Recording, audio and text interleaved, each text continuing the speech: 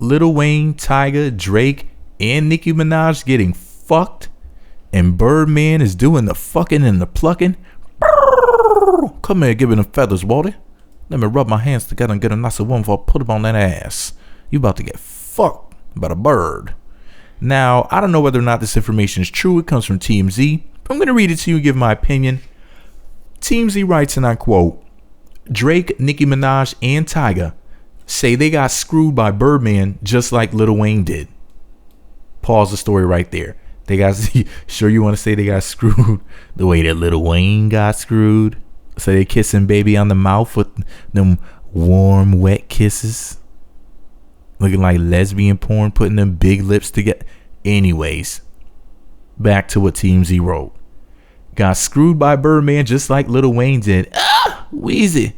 At least that's what Lil Wayne claims in new legal documents. Lil Wayne now claims in his bitter lawsuit against Birdman and Cash Money, he has letters from Drake and Tyga's people claiming they got stiffed out of a fortune. And Nicki's people say in a separate letter, her producers also got shortchanged by Young Money. And Wayne says it's Cash Money's responsibility to pay producers. As you know, Lil Wayne runs Young Money, whose stable of artists includes Drake, Nicki, and Tyga. Cash Money is the parent company of Young Money, and Birdman is the big boss. The allegations of Cash Money's financial shenanigans are massive.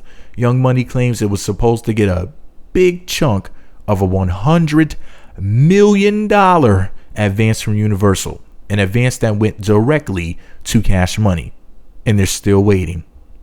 But Cash Money says Wayne and company are full of it. They gave him a $20 million advance for Young Money in 2012, another $12 million for Wayne's solo album, and another $70 million in advances, royalties, marketing, and recording costs for various Young Money artists. Cash Money claims in the documents if anyone is a slacker, it's Wayne. He was supposed to deliver 21 albums over 7 years for his artists and only anteed up 13. End quote. Were the other albums that are missing out of the equation, the other 8 albums, were they J Mills albums that are never coming out, and Twist and Chucky? Just asking. I mean, that's 3 artists. If they would have all made 3 albums apiece, there would have been 9 more albums. Nicki put out 3 albums, right? Drake put out like 4 or 5, right? I'm not throwing any shade. I'm just asking. Just asking. So here's the deal. Chanel West Coast may or may not be signed to the record label that just came out. Bangladesh, first of all, the Chanel West Coast thing, they said that was because of Birdman's issues with Lil Wayne that fucked over her 2013 contract, potentially. Bangladesh back in, was it 08 or 09, the producer, he used to be called Sean Dre. He produced a lot of shit for Ludacris' first album, Back for the First Time. Sean Dre, or Bangladesh, who produced a milli, and he produced 6 foot, 7 foot much, 6 foot. He produced that track too for Lil Wayne. He said, you know what?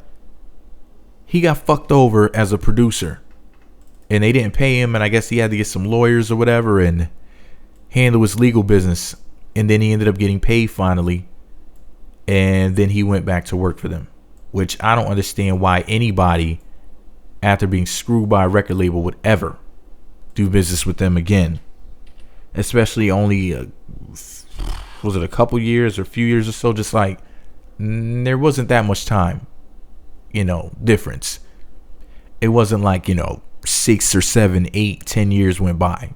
It was more like, I want to say 3 maximum, I guess. Around there, I would think. Maybe 4. But hey, whatever. That's his business. If he wants to conduct business like that with people who he said fucked them over, and then turn right around and work with them again, I mean, maybe the money is worth it. Maybe because he knows, if you don't get paid, you can just sue them for even more money. Maybe that was his logic behind, working with them again. But anyways, You know what they say? Fool me once, shame on me. Fool me twice, shame on you. And I don't want to be shamed. You know, if you want to shame somebody, you're going to shame yourself, but I'm not going to let you screw me over, basically. So many words. That's just the way that I operate. I don't believe in, you know, letting other people fuck me over. And as a producer and a writer and an artist, I would not personally sign with Young Money or Cash Money because I've heard so many goddamn horror stories.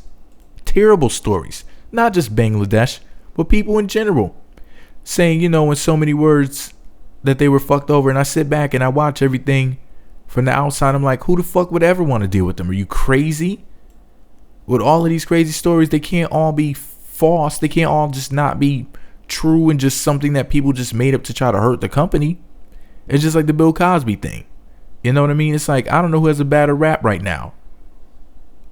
Young Money and Birdman, rather Cash Money and Birdman, excuse me, or Bill Cosby.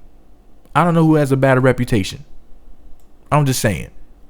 You know, and you can't just always believe everything that you hear people saying, you know. There's a lot of times people make shit up or they exaggerate. And you'll be a damn fool if you just listen to anything and everything you hear. But if 20 fucking people say something negative about somebody back to back to back, it kind of leaves the realm of conspiracy and starts to seep over to more than likely some sort of factual information is being leaked. More than likely you need to watch your back around that. I mean, you know, generally speaking, you need to watch your back around anybody, right? But at the end of the day, if you think about it, anytime you hear that many horror stories, you got to just sit back and just, you know, do the Birdman hand rub and say, well, I don't know if I could deal with them, you know? And that's the way I look at Young Money and Cash Money. I just heard too many stories. You know, they scared me way a long fucking time ago. I couldn't sign a contract with them as an artist, but as a producer or a writer, hey, I'm not looking to get fucked. No, I'm not kissing Birdman's ass, nor am I kissing that motherfucker on his mouth. But this is all my opinion.